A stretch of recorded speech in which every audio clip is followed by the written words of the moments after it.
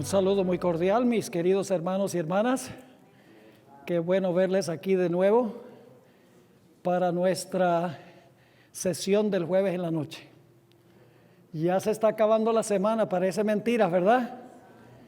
Hemos estado aquí estudiando durante el transcurso de esta semana el tema 15 principios de interpretación profética.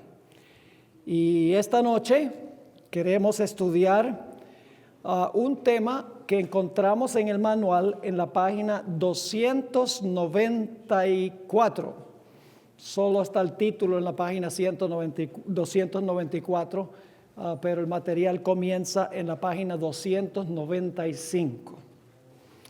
Vamos a hablar sobre el apedreamiento de Esteban como la conclusión de las 70 semanas. Y luego en nuestra segunda hora vamos a comenzar el principio número 11, que es muy importante, es el más largo de todos, tiene más material que todos los otros, pero solo vamos a poder cubrir algunos aspectos del principio número 11 porque tenemos todavía 4 más después del 11.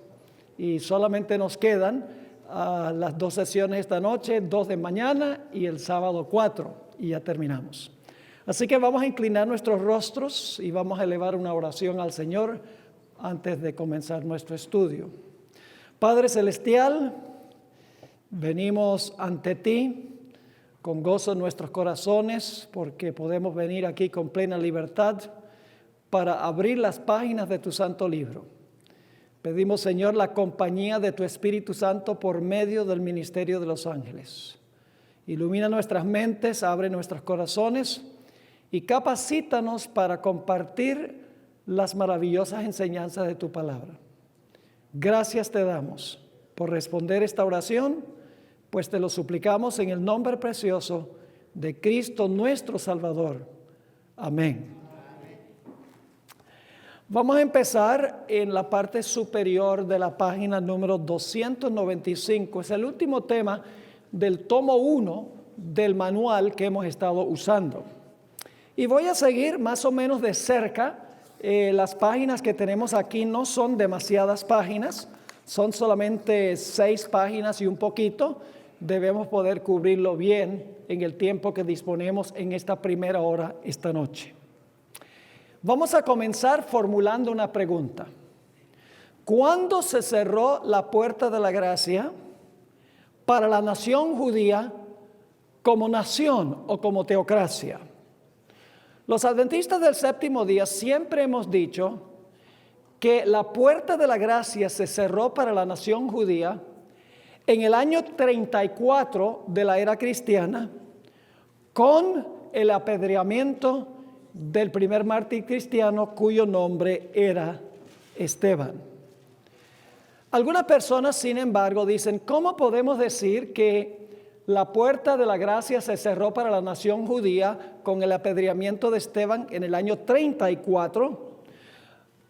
Cuando notamos que el Señor Jesucristo, cuando salió del templo por última vez en el año 31, dijo, he aquí vuestra casa os es dejada desierta, y luego la Shequina se retiró. Jesús se retiró y se posó sobre el monte de los olivos, como había sucedido en el Antiguo Testamento. Dicen, ¿acaso entonces la puerta de la gracia no se cerró cuando Jesús abandonó el templo por última vez, que sería el año 31? ¿Cómo es que decimos que se cerró la puerta en el año 34? Bueno, hermanos y hermanas, la Biblia nos dice que Dios le dio al pueblo de Israel 70 semanas completas.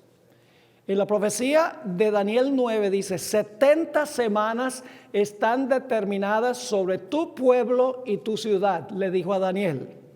Así que no puede haberse cerrado la gracia en el año 31, porque el año 31 solo nos lleva hasta la mitad de la última semana, de la semana número 70. Si Dios le dio al pueblo judío 70 semanas completas, entonces no puede ser el año 31 cuando se cerró la puerta de la gracia, sino que tenemos que ir al año 34.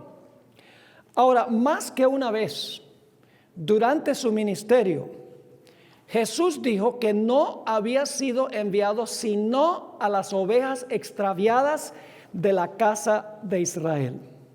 Es decir, mientras Jesús estuvo en esta tierra, su ministerio se limitó únicamente a alcanzar a los judíos. Porque repetidas veces dijo, no soy enviado sino a las ovejas extraviadas de la casa de Israel. La misión de Jesús era alcanzar al pueblo de Israel. Ahora, esto puede sonar un poquito exclusivista, que Jesús era parcial, que los judíos eran los favoritos de Jesús. Pero tenemos que entender la declaración de Jesús de que había sido enviado a las ovejas extraviadas del pueblo de Israel, porque cuando Jesús vino no se había terminado el tiempo para los judíos. Hasta el año 34 de la era cristiana, los judíos iban a tener la puerta de la gracia abierta como nación.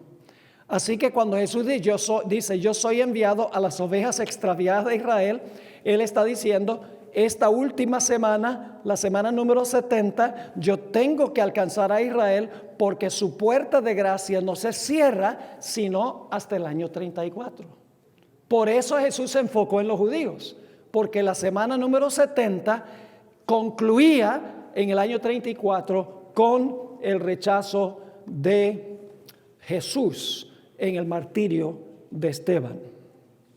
Ahora, aun cuando los judíos exclamaron durante el juicio de Jesús, no tenemos rey más que César, aun cuando dijeron, su sangre sea sobre nosotros y nuestros hijos, aun cuando dijeron, suéltenos a Barrabás, la puerta de la gracia no se cerró para ellos en ese momento. Pedro explicó que Jesús había ido al cielo en el día del Pentecostés. Pedro explicó eso, que Jesús había ido al cielo para dar arrepentimiento a Israel. Así que el día del Pentecostés Jesús ya había resucitado, ya había ido al cielo a interceder. Y sin embargo está diciendo, yo voy al cielo para dar arrepentimiento a Israel. Ahora, si les iba a dar arrepentimiento a Israel, ¿todavía estaba abierta la puerta de la gracia para Israel? Si les iba a dar arrepentimiento, lógicamente que sí.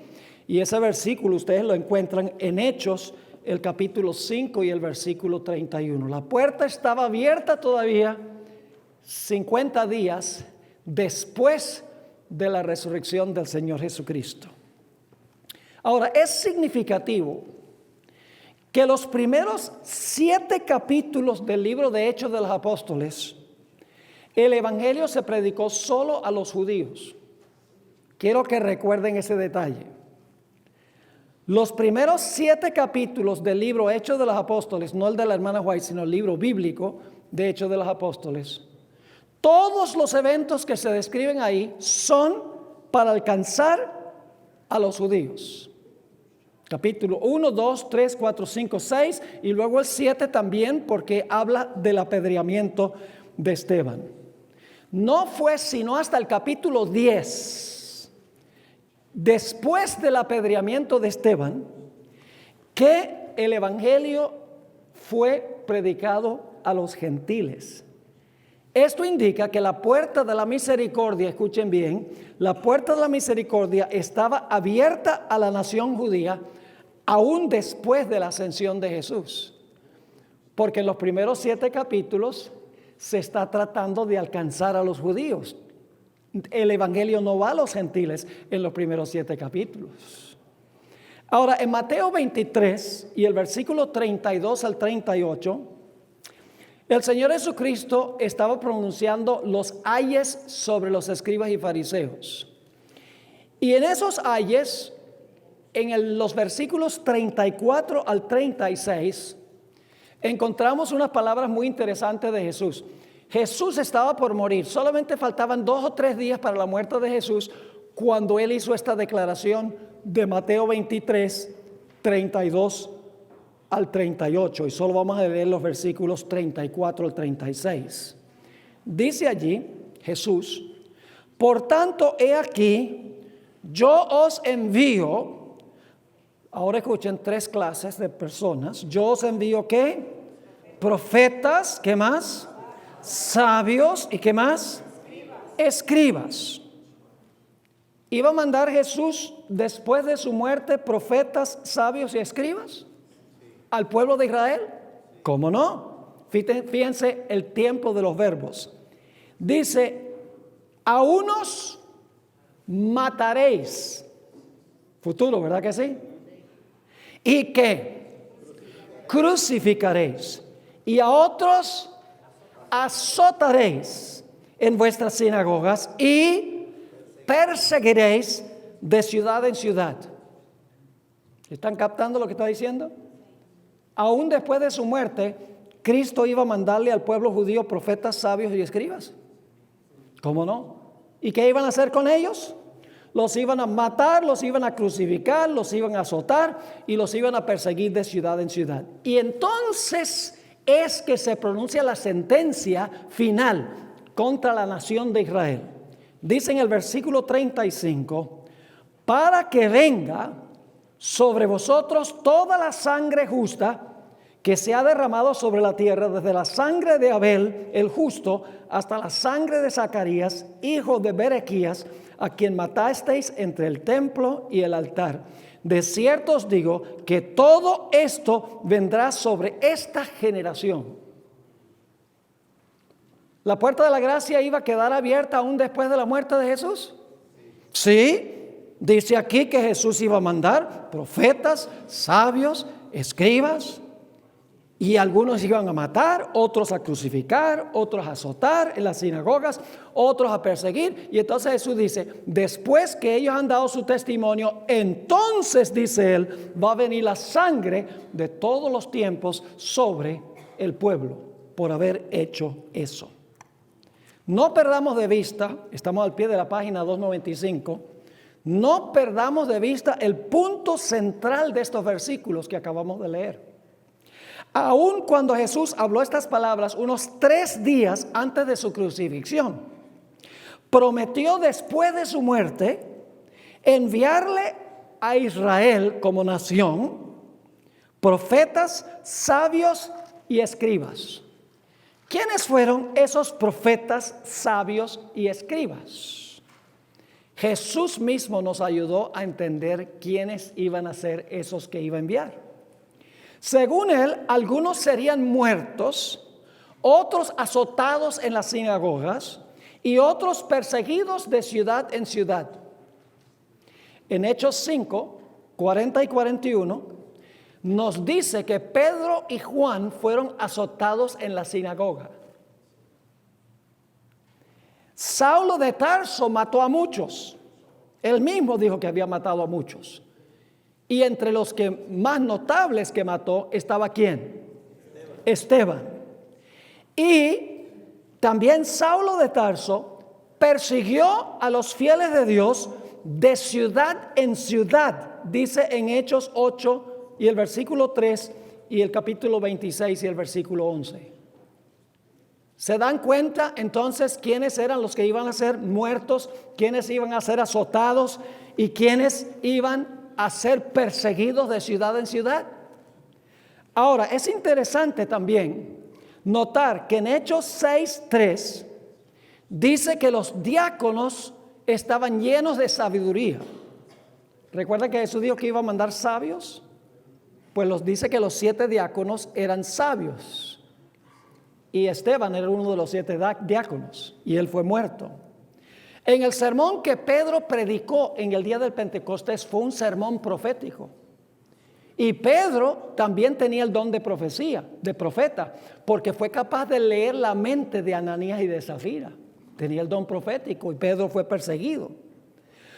Además de eso, Esteban fue el último profeta, lo vamos a encontrar, que Dios le mandó a la nación de Israel. Es decir, el punto que quiero enfatizar, hermanos y hermanas, es que después de la muerte de Jesús no se cerró enseguida la puerta de la gracia para la nación judía. Solo se cerró después de 3 años y medio adicionales cuando apedrearon a Esteban. Allí se rebosó la copa y no había más plan de Dios para la teocracia judía o para la nación judía. Dicho sea de paso, ¿quién era el que perseguía de ciudad en ciudad? Saulo de Tarso, lo dice la Biblia. Así que estas palabras de Jesús se cumplieron. Por 3 años y medio Dios mandó más profetas y más sabios y mandó más mensajeros como había hecho en el Antiguo Testamento. Pero ¿qué hicieron con esos mensajeros? Lo que hicieron fue perseguirlos, matarlos, crucificarlos y azotarlos, hasta que ya no hubo remedio. Mateo 22, 1 al 10, también nos da un testimonio muy interesante en cuanto a cuando se cerró la puerta de la gracia para los judíos. Ahora, hay un tema completo en el manual sobre Mateo 22. Aquí tenemos solo un párrafo. Tenemos solamente un parrafito explicando los puntos centrales. Así que vamos a mirar aquí Mateo 22, 1 al 10. En primer lugar, dice que Dios mandó mensajeros al pueblo judío, pero el pueblo judío rechazó a los mensajeros. Luego dice que después que murieron toros y animales engordados, yo pregunto, ¿qué representaban la muerte de los toros y los animales de sacrificio en el Antiguo Testamento? ¿Qué representaban? Representaban la muerte de Cristo. Así que el primer llamado es en el Antiguo Testamento. Rechazaron el primer llamado. Así que ahora se sacrifican los toros y los animales engordados, que representan la muerte de Cristo, y le manda otros mensajeros en la parábola. Y hacen lo mismo con esos mensajeros. Y cuando hacen esto con esos mensajeros, el versículo 6 dice que los afrentaron y los mataron. Entonces dice que el rey de la parábola se enojó. El rey representa a Dios. Y Dios mandó a sus ejércitos para destruir a esos asesinos y destruir su ciudad. ¿Qué evento se describe allí? ¿La destrucción de qué? De Jerusalén en el año 70. Y luego, como no recibieron el primer llamado, que es en el Antiguo Testamento, no recibieron el segundo llamado después de la muerte de Cristo, que ya vimos que después de la muerte de Cristo se da un llamado adicional, pero los mensajeros los maltratan también. Su ciudad es destruida y luego, cuando rechazan el segundo llamado, se da una orden de que los apóstoles vayan a los caminos para juntar a los gentiles. Interesante. Primero los judíos y luego ¿qué? Y luego los gentiles. Yo pregunto, en esta parábola entonces, ¿Dios le dio otra oportunidad a la nación judía después de la muerte de Jesús? Después que menciona los toros y los animales engordados que murieron, que representa la muerte de Cristo, se mandan otros mensajeros al mismo pueblo, al pueblo judío, pero dice que no eran dignos. Así que su ciudad finalmente fue destruida, que fue la sentencia por haber rechazado al Mesías. Ahora, esto nos hace recordar Ezequiel, el capítulo 11 y el versículo 22 y 23. Ustedes recuerdan que estudiamos esto anoche.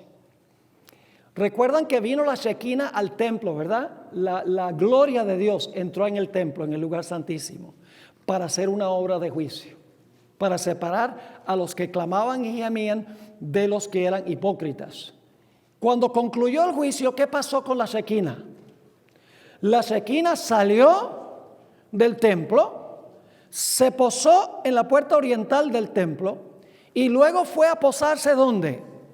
En el monte de los olivos al oriente de Jerusalén, y se quedó allí por un ratico como diciendo, yo no me quiero ir de Jerusalén. ¿Cómo puedo dejar a Jerusalén? Pero luego levantó vuelo y se fue al cielo y la ciudad quedó desamparada. De la misma manera Jesús entró al templo, hizo una obra de separación purificando el templo. Cuando terminó sus enseñanzas en el templo, que fueron rechazadas por el pueblo judío, en vez de estar clamando y gimiendo, Cristo salió del templo y fue y se sentó sobre el monte de los olivos y habló sobre la destrucción de Jerusalén, porque el pueblo judío no conoció el tiempo de su visitación. ¿Ven el paralelo entre los días de Ezequiel? Jesús se posó en el monte de los olivos como diciendo: la ciudad va a ser destruida, pero yo sí quisiera. Yo traté de juntarlos como una gallina reúne a sus polluelos. Ustedes no quisieron. Jesús está allí en el monte de los olivos con la esperanza de que el pueblo se entregue al Señor, pero no resulta así. Jesús estaba diciendo: ¿cómo puedo dejar a Israel? Por 3 años y medio adicionales, el Señor Jesucristo les dio mensajeros al pueblo. En el libro El conflicto de los siglos, página 27, la hermana White explica que después de la muerte de Jesús se mandaron otros mensajeros, tal cual lo notamos en la Biblia. Dice allí la sierva del Señor: por medio de la predicación de los apóstoles y sus asociados. ¿Por medio de la predicación de quién? De los apóstoles y sus asociados, Dios iba a hacer brillar la luz sobre ellos para que pudiesen ver cómo se habían cumplido las profecías.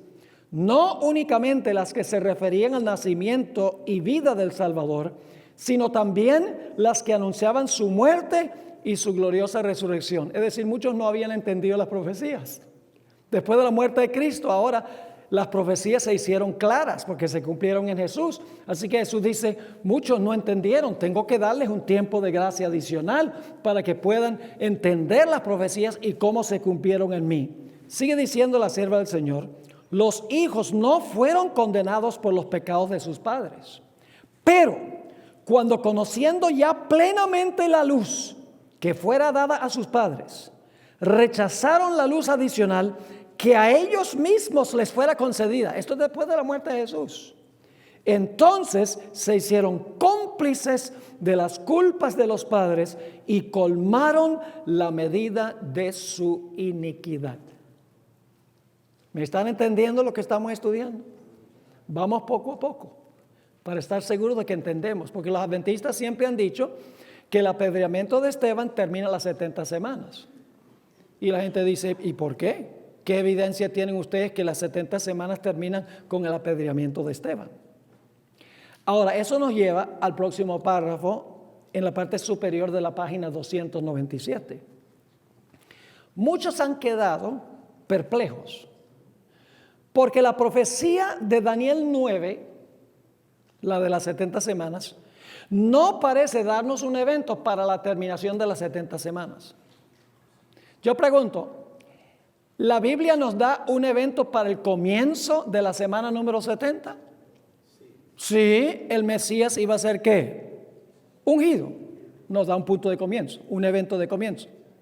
Nos da la profecía de las 70 semanas un evento que iba a suceder a la mitad de la semana número 70. ¿Cuál evento era ese? Se le quitaría la vida al Mesías. Pero cuando leemos el relato, no parece haber ningún evento que se menciona que marca el fin de las 70 semanas. Sí el comienzo, sí a la mitad, pero no parece haber ningún evento que marque el final de las 70 semanas. ¿Por qué estará faltando este evento en esta profecía de las 70 semanas? En realidad no está faltando. Hay que estudiar más cuidadosamente el contexto de las 70 semanas. En Daniel 9:24, que es en el contexto de las 70 semanas, indica que 6 cosas se iban a realizar durante el periodo de las 70 semanas. Una de estas cosas que se iba a realizar durante las 70 semanas fue el acto de sellar la visión y la profecía. Ustedes pueden leer eso en Daniel 9:24. No tenemos tiempo de leer el versículo, pero dice que uno de los eventos durante el periodo de las 70 semanas dice que se sellaría la visión y la profecía. ¿Qué significa esa expresión que durante el periodo de las 70 semanas se iba a sellar la visión y la profecía? Lo interesante es que la misma palabra sellar, que se usa en el versículo 24, se usa al principio de ese versículo y no se traduce sellar, sino que se traduce poner fin. Uno de los eventos era poner fin al pecado. La idéntica palabra hatam en hebreo. Es decir, que donde dice que iba a sellar la visión y la profecía, se podría traducir que iba a poner fin a la visión y la profecía. Porque en las traducciones la misma palabra se traduce poner fin al principio del versículo 24, pero un poquito más abajo lo traduce sellar, pero es la misma palabra. Así que en la semana número 70 se iba a poner fin a la profecía y a la visión para la nación judía. Ahora la pregunta clave es, ¿qué fue lo que puso fin a la visión y la profecía para el pueblo de judío? A fin de comprender la importancia de los eventos que se describen en Hechos 6 y 7, debemos primero comprender algo importante del Antiguo Testamento, un patrón que aparece en el Antiguo Testamento, el patrón del pacto. Hace muchos años tuve un profesor en la Universidad de Andrews, no fue en el seminario, sino que fue en la undergraduate school. Estaba sacando mi licenciatura. Su nombre es Douglas Waterhouse, que era un estudioso, un erudito de primera categoría. Y él compartió con nosotros en la clase el trabajo que había sido hecho por dos arqueólogos, por dos eruditos, con el nombre de George Mendenhall y Meredith Kline, a donde ellos estudiaron muchos pactos que se hicieron en la antigüedad, porque se habían conseguido tabletas con pactos entre un rey mayor y reyes menores. Muchos pactos se habían conseguido en inscripciones. Y ellos descubrieron que los pactos tenían cierto orden de eventos. Y ustedes lo tienen aquí. La Biblia, como fue escrita el Antiguo Testamento, específicamente los libros de Moisés, como fueron escritos en esta misma época, entonces los libros de la Biblia reflejan la cultura de la época, lo que eran los pactos en esa época.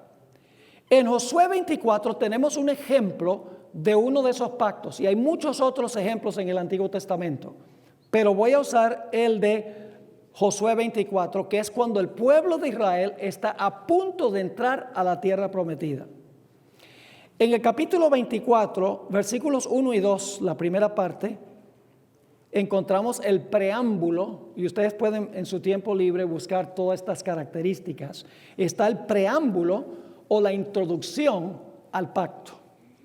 Luego, en el capítulo 24, 2, la segunda parte del versículo, hasta el versículo 13, se da un prólogo histórico. Es decir, Dios relata todas las cosas maravillosas que hizo en favor de su pueblo.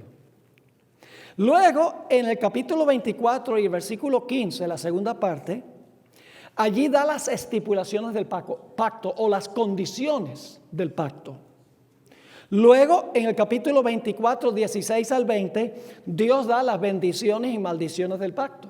Dios dice, si ustedes obedecen las especificaciones del pacto, ustedes van a recibir bendiciones. Pero si ustedes desobedecen las estipulaciones del pacto, ustedes van a recibir las maldiciones. Y luego, en el capítulo 24, 21, el pueblo da un juramento de que van a obedecer. Cuando han escuchado las estipulaciones, cuando Dios ha dado las bendiciones y maldiciones, ahora el pueblo dice, todo lo que Dios dice, eso vamos a hacer. Y luego en el capítulo 24 y el versículo 22 están los testigos que están presenciando este pacto entre Dios y su pueblo antes de entrar a la tierra prometida. Y luego viene la ratificación final del pacto en el capítulo 24 y el versículo 23 al 25. Y luego entonces en el capítulo 24 y el versículo 26 están los arreglos para la preservación del pacto, para que se pudiera preservar y no se perdiera. Y finalmente se notarizó el pacto legalmente en el capítulo 24 y el versículo 27.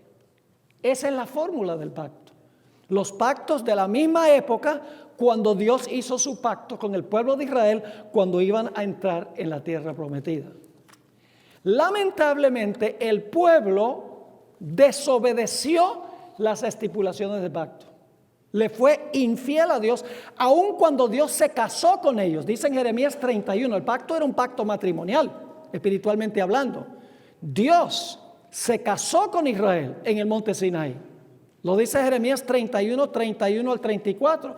Pero ellos fueron infieles al pacto y por lo tanto Dios envió profetas para comenzar procedimientos legales de divorcio. En realidad, los profetas eran los abogados de Dios en el tribunal de divorcio, porque han desobedecido las estipulaciones del pacto, se han entremezclado con los dioses de otras naciones, es decir, le han sido infieles a Jesús, y por eso ahora Dios manda profetas y dice: estoy mandando a mis abogados para ponerles una demanda de divorcio. Es importante recordar que los profetas eran abogados de Dios, que traían una demanda de divorcio contra Israel por haber quebrantado el pacto matrimonial. Este proceso en el Antiguo Testamento se le denomina el litigio del pacto.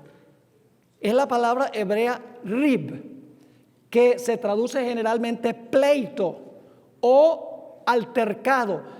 Cuando ustedes encuentran un versículo que Dios dice: yo tengo un pleito con mi pueblo, es una palabra que se refiere a que al hecho de que el pueblo ha violado el pacto y ahora Dios viene a ellos y le dice: ustedes han quebrantado el pacto matrimonial y yo estoy pidiendo un divorcio. Ahora, hay un ejemplo en la Biblia de esta clase de acusación que Dios hace en contra de su pueblo por haber desobedecido el pacto.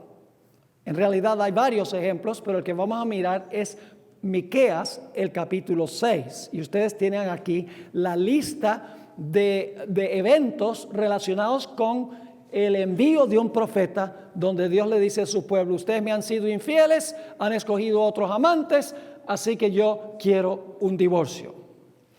En Miqueas el capítulo 6 y el versículo 1 y 2, la primera parte del versículo 2, se convocan a los testigos para presenciar los procedimientos del juicio que se va a hacer. En el capítulo 6 y el versículo 2 viene la introducción del caso. Dios introduce el caso contra su pueblo por ser desobedientes al pacto matrimonial. Y luego quiero que noten algo muy interesante. Luego se hace el recital de los actos benevolentes de Dios. Es decir, ahora se da una lista de todo lo bueno que Dios ha sido con su pueblo, pero ellos le han sido infiel. Luego en el capítulo 6 y el versículo 6 y 7 viene la acusación de Dios contra su pueblo. El profeta Miqueas está sirviendo como el abogado de Dios en tribunal de divorcio. Y luego en el capítulo 6 y el versículo 8 viene la sentencia contra Israel. Ahora, lo que yo quiero que ustedes noten aquí, especialmente el punto, la razón por la cual mencioné todos estos diferentes pasos, es porque tanto cuando Dios hizo el pacto como cuando Dios llevó a Israel al tribunal de divorcio, se menciona los actos benevolentes de Dios para con su pueblo. Y Dios está diciendo: yo fui tan bueno con ustedes, yo los bendije, y miren lo que ustedes han hecho conmigo. Tanto cuando se hace el pacto como cuando Dios va al tribunal para acusar a Israel por serle infiel, hay una sección a donde Dios menciona los actos benevolentes, lo bueno que Él fue con el pueblo de Israel. Ahora, recordando esto, hay algo muy importante. Una cosa que ha dejado perplejos a aquellas personas que han leído Hechos del capítulo 7 es lo siguiente: ¿por qué razón es que Esteban dedicó tanto espacio para contar la historia del pueblo de Israel que el Sanedrín conocía en minucioso detalle? Ustedes pueden leer Hechos 7 Casi todo el capítulo 7 de Hechos relata la historia de Israel. ¿Acaso los miembros del Sanedrín no conocían al derecho y al revés la historia de Israel? Lógico que sí. Pero lo que está haciendo Dios, Esteban es el último abogado de Dios en el tribunal de divorcio. Y va a relatar todas las experiencias de Israel, lo benevolente que fue Dios con Israel. Y al final va a dictar la sentencia en contra de la nación judía. Es decir, Esteban está trayendo un litigio del pacto contra la nación judía. Y este litigio es el último. Antes de eso Dios mandó profetas, esperando que el pueblo regresara y le fuera fiel otra vez.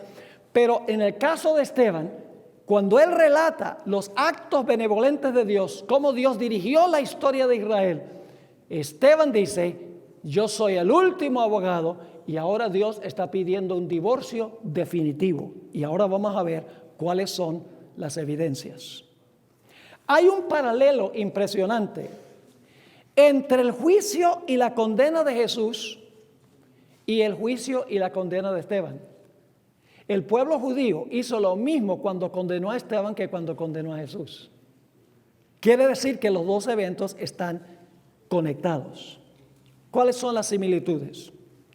En ambos casos, y esto está en el manual con los versículos, no podemos leer todos los versículos, ambos fueron llevados ante el Sanedrín en pleno. Ambos fueron acusados por falsos testigos. Ambos repasaron la historia de la nación judía. Yo pregunto, ¿Jesús repasó la historia de la nación judía? ¿Recuerdan la parábola? Mandó unos mensajeros buscando fruto y los maltrataron. Mandó otros mensajeros porque Dios quería salvar a su pueblo. Hicieron lo mismo con ellos y luego finalmente mandó a su hijo. ¿Está repasando Dios lo bueno que fue con Israel? ¿Cómo no? Es decir, en ambos casos, Esteban y Jesús relatan la historia de Israel para mostrar cuán bondadoso fue Dios. En ambos casos, Dios dice que les envió profetas y que finalmente les envió a su hijo. En ambos casos se ofreció soborno a los falsos testigos. Y en ambos casos, Jesús y Esteban fueron acusados de hablar en contra de Moisés y del templo. Muy semejantes. Es decir, Dios dio 3 años y medio más de gracia, pero el pueblo de Israel hizo lo mismo con Esteban que habían hecho con Jesús. Al examinar el sermón de Hechos 7, nos damos cuenta que, a diferencia de los profetas anteriores que Dios le mandó a su pueblo, Esteban no hizo ningún llamado al arrepentimiento. Los otros profetas anteriores siempre decían, endereza tu camino. Entonces Dios retira su demanda de divorcio. Arrepiéntanse, convertíos, volveos a Dios, dicen los profetas. Pero Esteban no hizo ningún llamado al arrepentimiento. Esto parece indicar que los líderes judíos estaban más allá del arrepentimiento.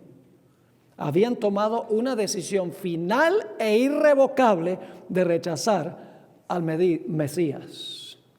En realidad, esto se deja ver por las expresiones que usó Esteban en su acusación y también por la reacción del Sanedrín cuando Esteban dijo esas cosas.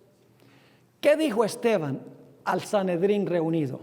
Les dijo, duros de cerviz e incircuncisos de corazón y de oídos. Y los acusó de resistir siempre el Espíritu Santo. También los acusó de haber quebrantado el pacto y no hizo ninguna mención de futuros mensajeros o de futuras oportunidades. Lo más interesante es la reacción del Sanedrín. Los líderes del Sanedrín estaban llenos de furia. En realidad, dice el relato del libro de Hechos, el capítulo 7, que se enfurecían en sus corazones y crujían los dientes contra él y dando grandes voces se taparon los oídos y arremetieron a una contra él, y echándole fuera de la ciudad, le apedrearon. El veredicto del Sanedrín fue unánime, sin un solo voto en contra. Estaban todos unánimes juntos, como los apóstoles estaban unánimes juntos en el lado del Señor. Así fue que la nación judía silenció la voz del último profeta que Dios les mandó. Es decir, la profecía llegó a su fin. ¿Recuerdan lo que decía las 70 semanas? El fin de profecía y visión. Esteban fue el último profeta enviado, repasando la historia de Israel, no llamándolos al arrepentimiento, y ellos mataron al último profeta que Dios envió al pueblo. Pero ustedes saben que Daniel 9 no solamente dice que iba a terminar la profecía, sino que dice también que iba a concluir la visión. Es decir, iba a poner fin a la profecía, pero también iba a poner fin a la visión.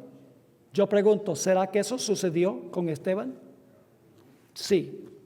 Cuando leen Hechos 7, ustedes pueden ver que lo que más enfureció al Sanedrín fue cuando Esteban, en visión profética, dijo que vio a Jesús a la diestra de Dios en el cielo. No cabe duda que esta fue una visión, pues no existe evidencia de que alguien más hubiera visto esta visión. La pregunta clave es esta: ¿vio Esteban a Jesús a donde estaba Jesús en ese momento? ¿O vio proféticamente cómo se verá Jesús cuando regrese a la tierra en su segunda venida? La evidencia parece indicar que proféticamente Esteban fue trasladado al futuro y vio a Jesús como aparecerá cuando venga en poder y gloria. Y el pueblo hizo lo mismo que había hecho Caifás, porque Jesús dijo algo muy similar. Dice, ustedes van a ver al Hijo del Hombre a la diestra de Dios viniendo en las nubes del cielo. Y ahí fue que Caifás le pegó una cachetada y se rasgó los vestidos, diciendo, ha blasfemado. Es decir, Esteban fue el último del pueblo de Israel en recibir una visión profética. Fue el último profeta. Se acabó la profecía y se acabó la visión. Yo pregunto entonces, ¿Daniel 9 marca eventos que terminan la semana número 70? Obviamente que sí. Ahora, como ya hemos visto, estamos al pie de la página 299, como ya hemos visto, Jesús enseñó en parábolas que el reino le sería quitado ¿a quiénes? A la nación judía y dado a una nación que produjera los ¿qué? Que produjera los frutos. Siendo este el caso, ahora escuchen, aquí viene la parte más importante de lo que estamos estudiando. Siendo este el caso, al concluir las 70 semanas, debemos buscar un evento que no solo cerró la puerta de la gracia para la nación judía, sino que abrió la puerta para los gentiles. ¿Cumple el apedreamiento de Esteban el cierre de la gracia para los judíos y el envío del mensaje a los gentiles? ¿Cómo no? Ahora fíjese, aquí es que viene tan interesante esto. No es coincidencia que el que encabezaba el apedreamiento de Esteban era el campeón del judaísmo ortodoxo. Su nombre era Saulo de Tarso. En el momento exacto, escuchen bien, en el momento exacto que la puerta de la gracia se cerró para la nación judía, ya Dios había escogido el apóstol que iba a ir a los gentiles. En ese momento exacto.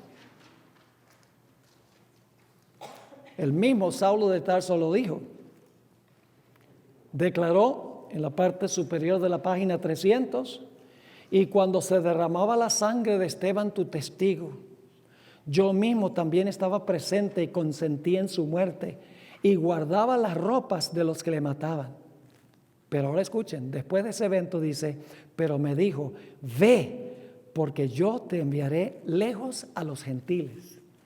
Es decir, ironía de ironías, cuando la puerta de la gracia se cerró para la nación judía, cuando Esteban recibió la última visión, la última profecía, el último profeta, en ese mismo instante, Dios escogió al campeón que iba a ir a la nueva nación de Dios, que iba a ir con el evangelio a los gentiles. Ahora aquí viene algo muy interesante. La secuencia de eventos en Hechos 1 al 11 revela claramente que el apedreamiento de Esteban fue un evento transicional. En Hechos 1:8, ustedes conocen este texto, Jesús le mandó a sus discípulos lo siguiente: pero recibiréis poder cuando haya venido sobre vosotros el Espíritu Santo. Y me seréis testigos. Ahora noten lo que dice: me seréis testigos primero, ¿dónde? En Jerusalén. Luego, ¿dónde? En toda Judea. Luego, en Samaria y hasta lo último de la tierra. Ahora ustedes pueden ver en paréntesis los capítulos de Hechos que cubren eso. En Hechos 1 al 6, el evangelio va solo a Jerusalén y Judea, porque la puerta de la gracia no ha sido cerrada para los judíos. En Hechos 7 está el apedreamiento de Esteban y Saulo es el cabecilla. En Hechos 8, ahora el evangelio va a Samaria. En Hechos 9, la conversión de Saulo. Y en Hechos 10, el evangelio va a los gentiles. ¿Están viendo aquí? ¿A quiénes iba a ir el evangelio primero, aún después de la muerte de Jesús? Jerusalén y Judea. Luego en el capítulo 8 iba a ir ¿a dónde? A Samaria. Y luego en el capítulo 9 se convierte el campeón a los gentiles, que estuvo en el apedreamiento de Esteban. Y entonces en Hechos 10 el evangelio ahora va a los gentiles. Yo pregunto, ¿el evento del apedreamiento de Esteban fue un evento transicional? Y fíjense que Jesús indicó que con su muerte no se cerraba la puerta. Porque Jesús dijo, después de dar la parábola de los mensajeros que fueron a buscar fruto, dice, el reino de Dios será quitado de vosotros. ¿En qué tiempo está ese verbo? Futuro. Será quitado de vosotros y dado a una nación. La palabra nación es la palabra etne. La palabra etne es la palabra que se traduce gentiles en todo el Nuevo Testamento.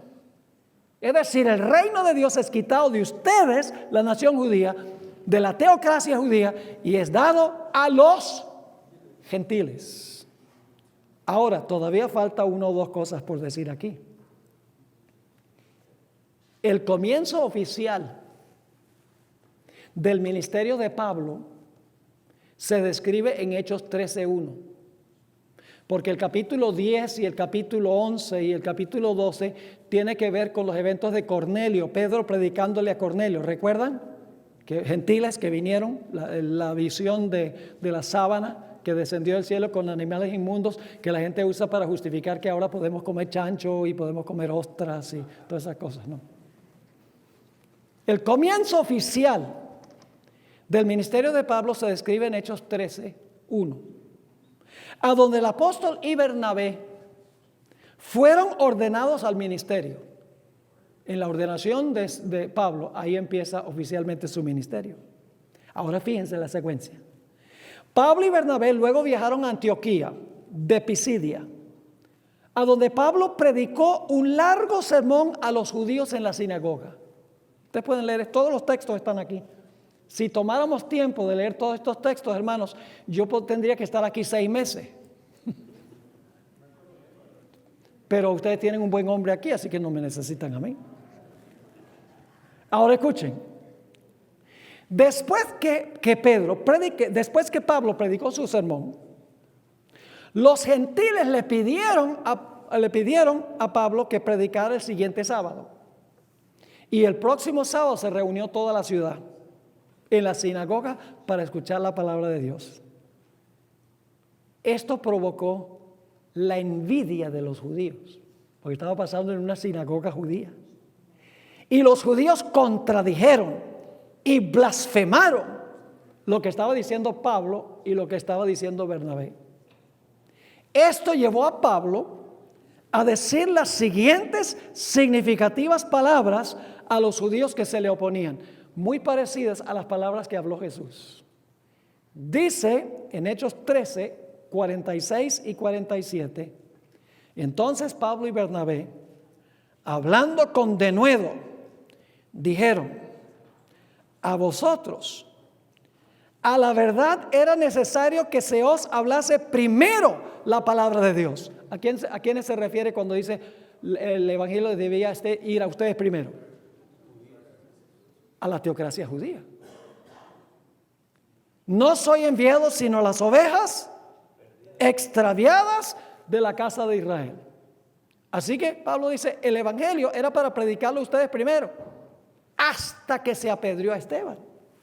Pero ahora noten, mas puesto que la desecháis y no os juzgáis dignos de la vida eterna, he aquí nos volvemos a los gentiles. ¿Están viendo? Porque así nos ha mandado el Señor diciendo: te he puesto para luz de los gentiles, a fin de que seas para salvación hasta lo último de la tierra. ¿Recuerden lo que Jesús dijo? Me serán testigos ¿hasta dónde?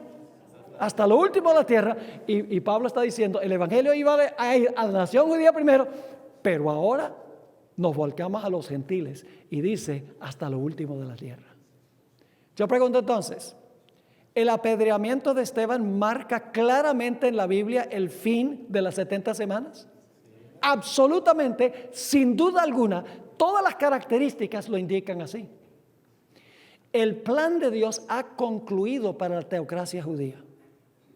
El plan de Dios ha terminado para la nación judía. No significa que judíos individuales no se puedan salvar. Oh no, va a haber una gran cosecha de judíos, según el Espíritu de profecía. Cuando se proclame el fuerte clamor, dice ella, hombres poderosos en las Escrituras saldrán y se unirán al pueblo de Dios para proclamar el mensaje final.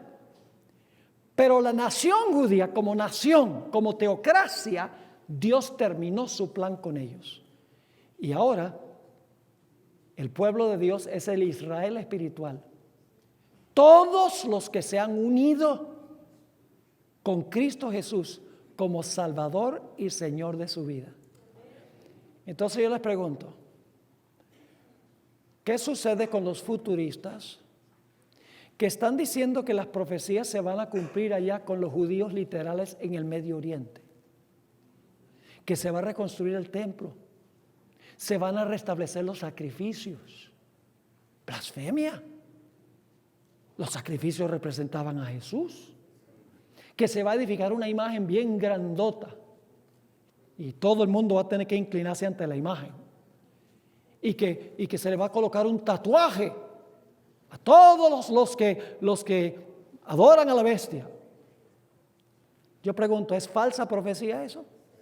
Sí, porque la batalla final es entre Israel y los que rechazan a Cristo Jesús, aunque profesan haberlo aceptado.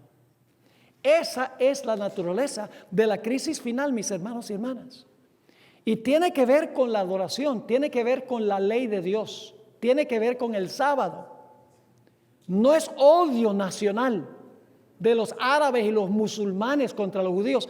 Eso es lo que están diciendo las iglesias protestantes. Y el problema, mis hermanos y hermanas, es que como ellos están mirando allá a Israel y están mirando a ISIS, la organización terrorista y Al Qaeda, y están diciendo, mire, las profecías se están cumpliendo allá en el Medio Oriente, porque mire, todo el mundo quiere destruir a los judíos, vamos a apoyar a los judíos, mientras todos los evangélicos están mirando allá. El anticristo crece en Roma y los Estados Unidos se enamora del papado, y está pasando. Los ministros protestantes muestran gran admiración y la gente no puede ver el verdadero cumplimiento de las profecías porque están mirando a donde no es. Cuán importante es conocer este principio en cuanto al Israel de Dios. Mis hermanos y hermanas, la Iglesia Adventista tiene un mensaje, pero nuestro mensaje se basa en nuestro método. Si algún día la Iglesia Adventista descartara el método, se va con el método de nuestro mensaje también. Porque si el cuerno pequeño representa Antíoco Epífanes, eso ya fue hace más de 2000 años.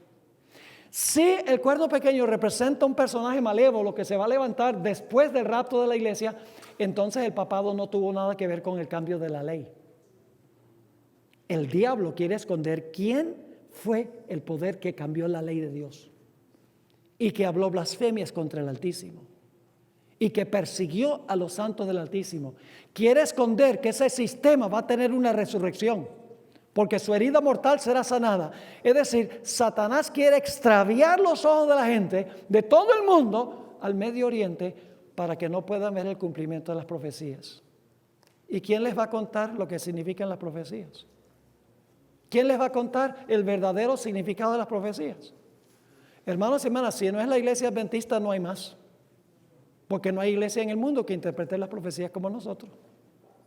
Así que es hora de que nos levantemos, estudiemos estas cosas y proclamemos estas cosas con poder. Porque mis hermanos y hermanas, no vamos a querer que nuestros vecinos perezcan, ni que nuestros compañeros de trabajo perezcan, ni que nuestros familiares perezcan, que nadie perezca. No queremos que la gente reciba la marca de la bestia, ¿verdad? O que adore la imagen de la bestia. Entonces, si ellos no saben qué es la imagen de la bestia y qué es la marca de la bestia, ¿acaso no van a terminar adorando la bestia y recibiendo la marca si no saben qué es? Claro. Entonces, ¿quién les va a contar? Nosotros. La última esperanza profética del mundo se encuentra en la iglesia adventista del séptimo día. Y hay de nosotros si nosotros no proclamamos este mensaje. Dios nos lo tendrá en cuenta en el día del juicio.